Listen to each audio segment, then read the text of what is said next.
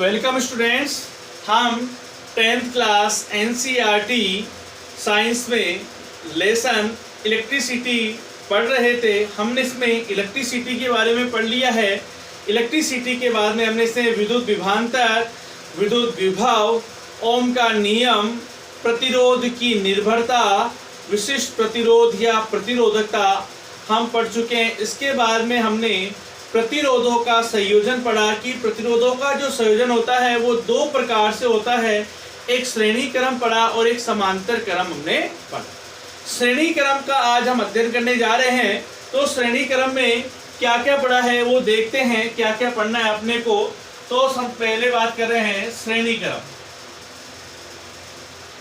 जब भी हमें श्रेणी क्रम की अगर एग्जाम में बात करें तो सबसे पहले ओम का नियम लिखा जाता है। तो ध्यान रखना, ओम का नियम में आपको लिखा चुका हूं कि ओम का नियम क्या होता है। ओम का नियम मैं सिर्फ यहाँ पर इसका फॉर्मूला लिखूंगा। तो ओम का फॉर्मूला होता है V/I, मतलब दोनों सिरों के मध्य उत्पन्न जो विभवांतर होता है वो धारा के क्या होता है, समानुपाती होता है। किंतु ताप हमेशा क्या रहना चाहिए, समान रहना चाहिए। इसको हल करेंगे तो V बराबर आ जाएगा अपना IR। इसके बाद में हम बात करते हैं श्रेणी क्रम किसे कहते हैं। श्रेणी क्रम, तो देखो श्रेणी क्रम के लिए क्या एक डायग्राम बनाते हैं हम। ये प्रतिरोध के चिन्ह होते हैं, मैंने आपको बता चुका हूं मैं आपको। ये पहला प्रतिरोध है, ये दूसरा है और ये तीसरा है। पहले प्रतिरोध का ये पहला सिरा है और ये दूसरा सिरा है। दूसरे का ये पहला है और ये दूसरा है। तीसरे का ये पहला और ये दूसरा। तो उसकी जो डेफिनेशन बनाने जा रहे हैं, तो पहले प्रतिरोध का दूसरा सिरा दूसरे के पहले से जुड़ेगा और दूसरे का दूसरा तीसरे के पहले प्रतिरोध से जुड़ेगा। ये क्या है, श्रेणी क्रम की डेफिनेशन। तो देखो, जब पहले प्रतिरोध का पहला सिरा, पहला नहीं दूसरा, प्रतिरोध का दूसरा सिरा दूसरे प्रतिरोध के पहले सिरे से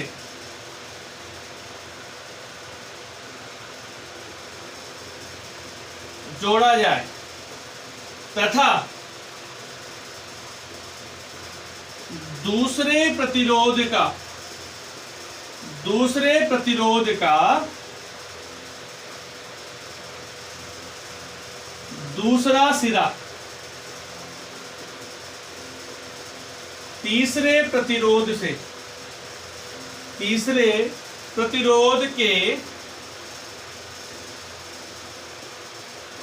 पहले सिरे से जोड़ा जाए तो उसे श्रेणी क्रम संयोजन कहते हैं। तो मैंने डेफिनेशन बनाई कि जब प्रतिरोधों का जो श्रेणी क्रम का जो संयोजन किया जाएगा, किस आधार पर किया जाएगा। तो मैंने बताया, जब पहले प्रतिरोध का दूसरा सिरा दूसरे प्रतिरोध के पहले सिरे से तथा दूसरे प्रतिरोध का दूसरा सिरा तीसरे प्रतिरोध के पहले सिरे से जोड़ा जाए तो उसे हम क्या बोलेंगे, श्रेणी क्रम संयोजन कहते हैं। अब इसका हम परिपथ बनाते हैं। तो परिपथ देखो कैसे बनाएंगे, इस तरह से ये बैटरी लगाएंगे, ये माइनस प्लस, ये कुंजी लगाएंगे और ये इसमें क्या लगा देंगे, धारा को मापने के लिए एमीटर लगा देंगे। ये 1 2 का उपयोग कर लेते हैं। तो जो धारा का जो प्रवाह होता है धनावेश की दिशा से होता है। तो धनावेश की दिशा ही क्या होती है, धारा की दिशा होती है। तो यहाँ बात करेंगे धारा कौन जाएगी, I, यहाँ भी क्या जाएगी I, यहाँ भी क्या जाएगी I। धारा का मान हमेशा श्रेणी क्रम में समान होता है, किंतु विभवांतर का मान क्या हो जाता है, बदल जाता है। तो यहाँ विभवांतर क्या होगा, V1 यहाँ क्या होगा V2 और यहाँ क्या होगा V3। ठीक है, तो विभवांतर का मान चेंज हो गया। अब इसका क्या करेंगे, इसके बारे में लिखेंगे। देखना, प्रदर्शित चित्र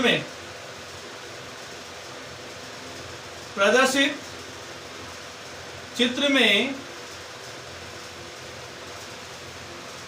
विभवांतर V1, V2 तथा V3 है, तो तुल्य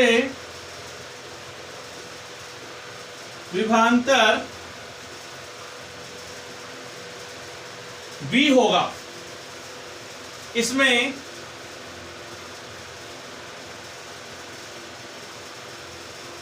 प्रवाहित धारा I है तथा प्रतिरोध R1, R2 वे R3 है, तो तुल्य R2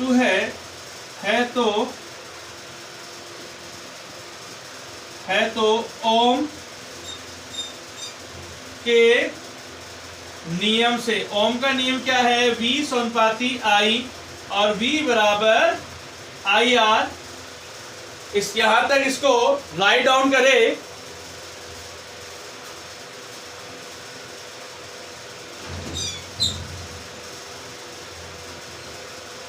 यहां तक इसको राइट डाउन कर लिया होगा। अब हम देखते हैं कि यहाँ V1 V है और यहाँ IR है। वहां जब हमने इसे फॉर्मूले में जब देखा तो V की जगह क्या मिला अपने को, V1, I की जगह क्या मिल रहा है, I, पर R की जगह क्या मिल रहा है, R1, समीकरण नंबर 1। उसी प्रकार आगे जाएंगे तो V2 बराबर क्या हो जाएगा, IR2, समीकरण नंबर 2।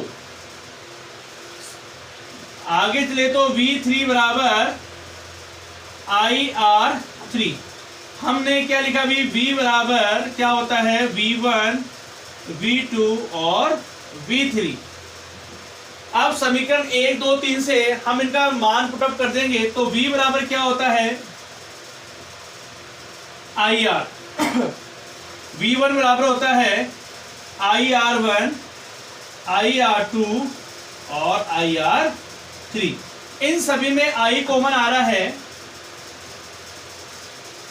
I को कॉमन ले लेते हैं तो क्या बच जाएगा, R1, R2 और R3। उसके बाद देखते हैं I से I क्या हो जाएगा, कैंसिल हो जाएगा और अपना क्या बच जाएगा, R बराबर R1, R2 और R3। इसे ही अपने को क्या करना था, सिद्ध करना था। ये आपका श्रेणी क्रम हुआ कंप्लीट। तो श्रेणी क्रम में क्या बताया मैंने, श्रेणी क्रम में सबसे पहले आपको ओम का नियम लिखना है। मैंने यहाँ डायरेक्ट फॉर्मूला लिखा है क्योंकि पिछली क्लास में ओम का नियम बता चुका हूँ। श्रेणी क्रम क्या है, जब पहले प्रतिरोध का दूसरा सिरा दूसरे के पहले से, दूसरे का दूसरा तीसरे के पहले से जोड़ा जाए तो श्रेणी क्रम। चित्र में हमने क्या बताया कि जो विभवांतर है वो V1, V2, V3 है और हम जानते हैं कुल विभवांतर क्या होता है, तीनों का योग होगा, धारा I होगी और प्रतिरोध क्या है, R1, R2, R3। इस प्रकार ओम का नियम जो कहता है, वो ओम का नियम क्या कहता है, V समानुपाती I और V बराबर IR, और इसको फॉर्मूले में पुटअप कर लिया और लास्ट में अपना जो प्रतिरोध आया वो क्या है, R1, R2 और R3 अपना प्रतिरोध आया। इसका स्क्रीनशॉट ले लें या इसको राइट डाउन कर लें।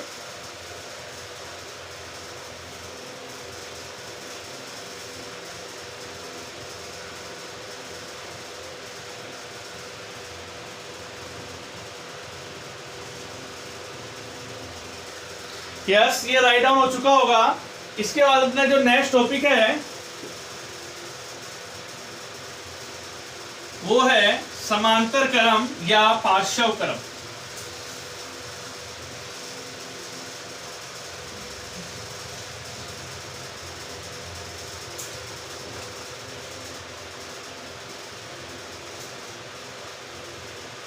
समांतर क्रम या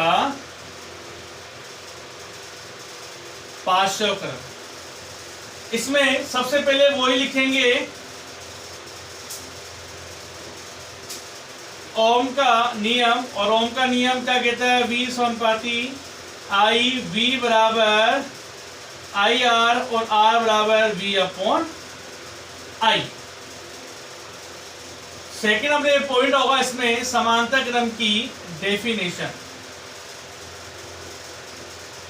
कि समांतर क्रम की डेफिनेशन क्या होगी। तो देखो समांतर क्रम बनता कैसे है, इस तरह से।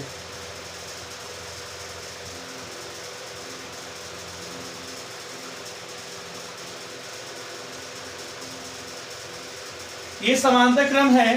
समांतर क्रम में जो प्रतिरोधों का संयोजन होता है दो बिंदुओं के मध्य किया जाता है। ये देखो एक बिंदु अपना ये है और एक बिंदु ये है, दो बिंदुओं के मध्य प्रतिरोधों का क्या किया जाता है, संयोजन किया जाता है। तो डेफिनेशन क्या बनी, प्रतिरोधों का ऐसा संयोजन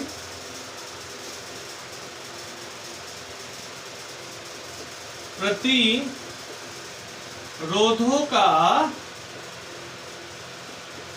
ऐसा संयोजन, क्या बना, प्रतिरोधों का ऐसा संयोजन जिसमें एक साथ, जिसमें प्रतिरोध एक साथ, जिसमें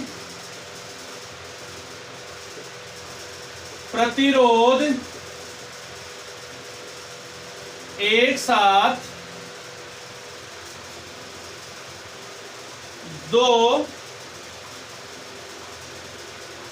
बिंदुओं के मध्य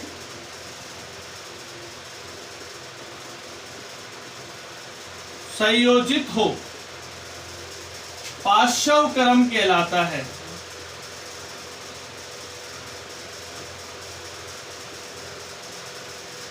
देखो इधर प्रतिरोध ये R1 है, ये R2 है और ये R3 है। तो प्रतिरोधों का ऐसा संयोजन जिसमें प्रतिरोध एक साथ दो बिंदुओं के मध्य संयोजित हो। तो दो बिंदु ये हो गई, एक बिंदु ये हो गई, एक बिंदु ये हो गई, दोनों के मध्य क्या हो गया, संयोजित हो गया। तो ऐसे संयोजन को हम क्या बोलेंगे, समांतर क्रम कहते हैं। अब देखो इसका डायग्राम बनाते हैं, परिपथ बनाते हैं। तो जब परिपथ जब हमने बनाया,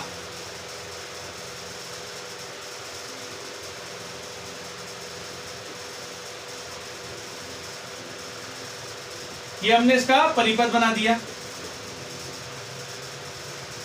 इसमें विभवांतर क्या मान क्या होता है, सिर्फ एक ही होता है विभवांतर, और दोनों बिंदुओं से पहले क्या होता है संयोजित, यानी इस बिंदु से पहले और इस बिंदु के बाद में, क्योंकि इसमें वोल्टता का मान क्या होता है, समान होता है। अब इसमें जब धारा प्रवाहित होगी तो धारा सभी बिंदुओं को क्या मिलेगी, अलग अलग मिलेगी।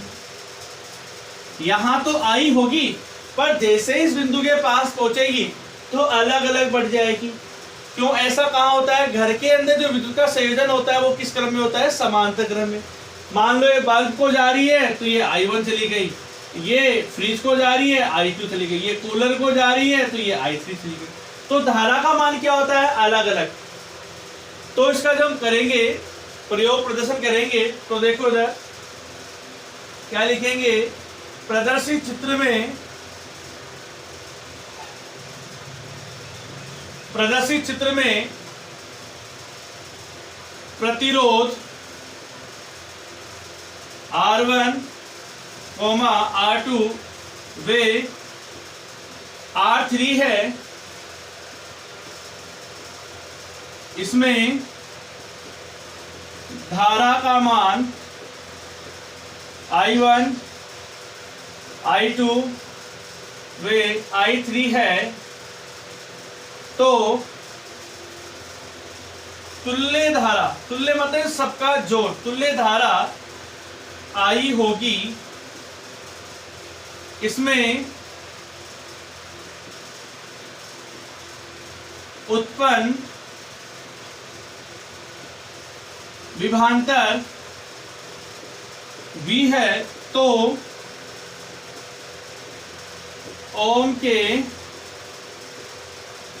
नियम से, तो ओम का नियम कहता है V समानुपाती I, V बराबर आई आर, और अपने को क्या करना है, I बराबर क्या हो जाएगा, V अपॉन R। अब यहाँ I है और वहां क्या है I1, तो हम क्या लिख सकते हैं, I1 बराबर V अपॉन R1, समीकरण नंबर 1। सेकंड चलेंगे तो क्या हो जाएगा, I2 बराबर V अपॉन R2, समीकरण नंबर 2। नेक्स्ट चलेंगे तो I3 बराबर V अपॉन R3, 3 समीकरण हो गए। और हम क्या जानते हैं कि जो I होती है वो क्या होती है, I1, I2 और I3 का योग होती है, इसलिए समीकरण से हम इनका मान पुटअप करेंगे। I का जो मान होता है V अपॉन R, I1 का होता है V अपॉन R1, I2 का होता है V upon R3 plus V upon R2 और 3। अब यहाँ सब में V कॉमन आ रहा है तो V को कॉमन ले लेंगे, V बराबर V अपॉन R बराबर V कॉमन आ गया तो क्या हो गया, 1 upon R1 plus 1 upon R2 plus 1 upon R3। V से V कैंसिल हो जाएगा और क्या बच जाएगा अपना, 1 अपॉन R बराबर 1 upon R1 plus 1 upon R2 plus 1 upon R3। ये अपना क्या हो गया, हैंस प्रूफ या इति सिद्धम। ये अपने श्रेणी क्रम के बारे में पढ़ लिया, समांतर क्रम के बारे में पढ़ लिया। एग्जाम की दृष्टि से वेरी वेरी इंपॉर्टेंट टॉपिक्स हैं ये, 10th NCERT से संबंधित है, ये आपको समझ में आया होगा। अब हम बात करते हैं, उससे पहले आप इसका स्क्रीनशॉट ले लीजिए तो आपको आसानी रहेगी। क्वेश्चन आ गया, कौन से क्रम में प्रतिरोध का मान सर्वाधिक होता है, तो हम यहाँ एक नोट लिख सकते हैं,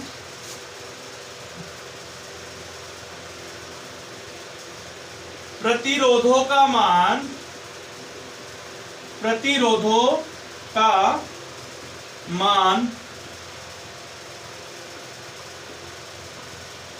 सर्वाधिक, प्रतिरोधों का मान सर्वाधिक श्रेणी क्रम में क्यों होता है, श्रेणी क्रम में क्योंकि R बराबर R1, R2 और R3 होता है। प्रतिरोधों का मान सर्वाधिक श्रेणी क्रम में तथा न्यूनतम समांतर क्रम क्यों होगा, 1 अपॉन R बराबर 1 अपॉन R1, 1 अपॉन R2 और 1 अपॉन R3। न्यूनतम मान न्यूनतम समांतर क्रम में होता है। यहां तक राइट डाउन कर लें और इसका स्क्रीनशॉट भी आप ले सकते हैं।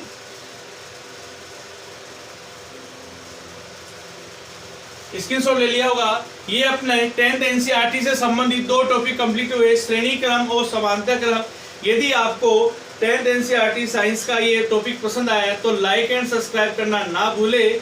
और इसी प्रकार आपको 10th NCERT न्यू सिलेबस के सारे टॉपिक लगातार आपको कंटिन्यूस मिलते रहेंगे, इसलिए लाइक एंड सब्सक्राइब करना ना भूले। थैंक्स।